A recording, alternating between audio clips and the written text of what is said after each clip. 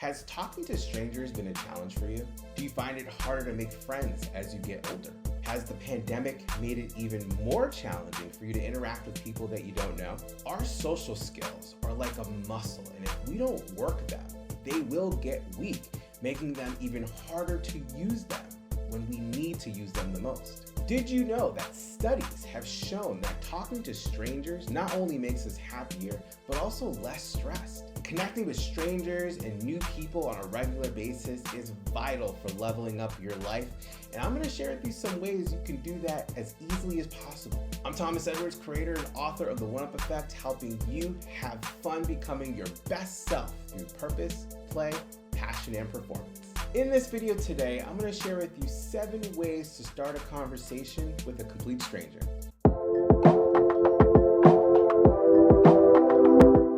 Personally, I make it a goal to talk to a stranger every single day, ideally in person. And it doesn't matter who it is. It could be the grocer at the grocery store. It could be the barista at the coffee shop. It could be someone going down the aisles of the supermarket. It could be someone I just randomly walk by. It feels so good to connect with people that I don't know. It makes me feel less lonely. It gives me a sense of connection and purpose in the world. And who knows, even giving a hug or smiling or making eye contact with another person, I have no idea what it could do for them. And I've had experiences where people have come up to me and told me, man, I really appreciate you coming up to me. I was having a bad day until I talked with you. And it just gives me this really, really amazing feeling. Now, I've spent over a decade developing my social skills. And so for a lot of people who see me, maybe even watching me on video, you might think to yourself, wow, this guy's such a natural. He can talk to anyone. And while that is true today, it wasn't always the case. I had to work on this. And even though my life has changed over the years, my ability to connect with strangers has not. In fact, it's gotten even stronger. So how can you do this? How can you develop the social skills and be able to interact with strangers and people that you don't know comfortably and easily? All you have to do is really just say something. That's it. A lot of people get tied up in what to say when the truth is, if you just say something, it'll get you going. And oftentimes, this alone can be enough to create a fun experience for you and the other person. Inside the One-Up Effect, we emphasize the world of play, which is all about the people, places, and experiences that bring you joy. I've learned, and so my clients have learned, that this is the key to starting conversations. It needs to be light, fun, and playful. When you approach someone with that sense of playfulness and curiosity, it gives them an invitation to feel safe and be in that space of comfort, curiosity, and safety as well. Now, despite what I just said, you still might be asking, well, what do I say? How do I start the conversation? Well, I'm gonna give you 7 ways you can start a conversation with a stranger. Now, before I give you these 7 ways, I want you to understand that not all conversations are meant to last a long time. In fact, one conversation could just be one word, and it might be you being the person saying that, and that is okay too. You have to remember that as much as conversations are giving value to other people, they also impact you as well. So just by you practicing this, you're gonna see a lot change within yourself. The first thing is my go-to, which is hi. Hi is the easiest thing. I've told my clients this for over a decade. This is the simplest way for you to start a conversation. Even if you don't know what to say after it, the practice of just greeting someone can go a long way in building your confidence and your resilience around approaching strangers. The second thing is, how are you? Sometimes when I go and I check out at the grocery store, and a lot of the grocers or the cashiers will say, welcome, how are you? And I'll say, I'm fine, how are you?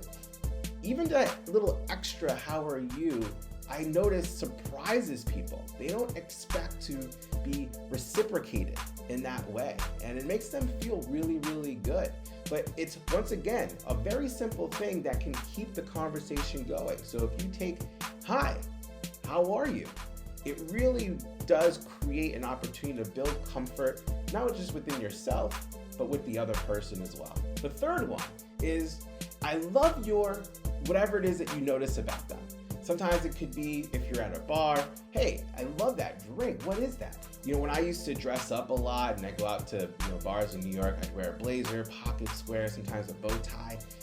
I would have tons of people coming up to me saying, man, I love your bow tie, I love your pocket square, I love your whole look. Now, while that was great for receiving attention, it's also something that I like to use as well. If I notice something interesting about someone, whether it's their entire essence, it could be what they're wearing, what they're drinking, reading, eating, I point that out as a way to build some sense of connection. Chances are, if they have those things or they're wearing those things, they like them. So giving that positive response to them also helps them, but gets me into the conversation as well. Hey, I hope you're enjoying this video, and I want to let you know that I have a presentation on how to make life a game that you can win and have fun playing.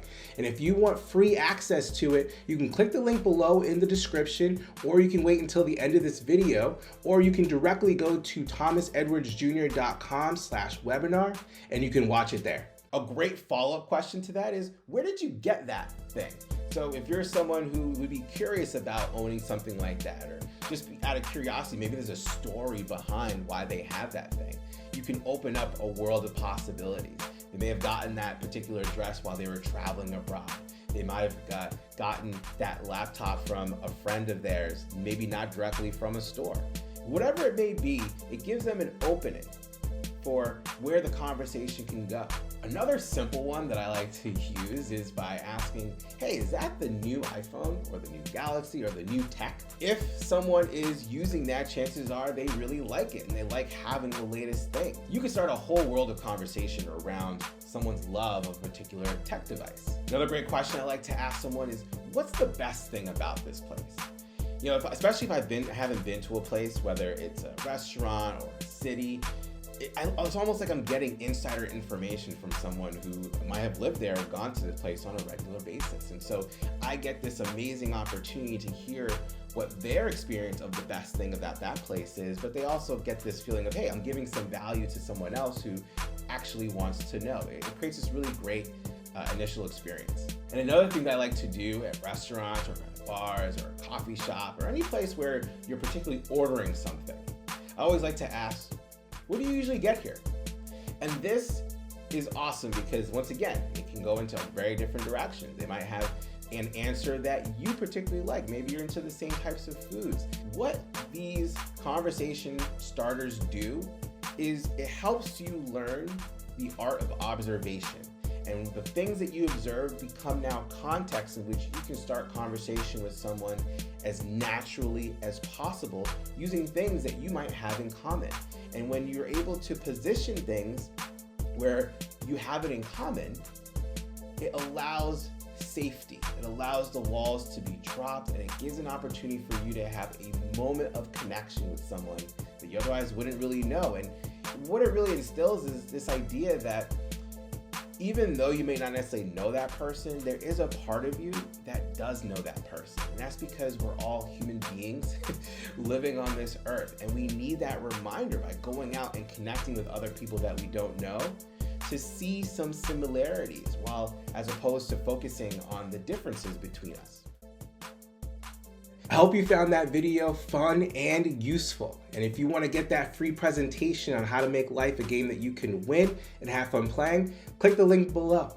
And if you want to watch another video that's fun and useful, click the link right over here. Go ahead, it's right there. Click it. I'll see you there.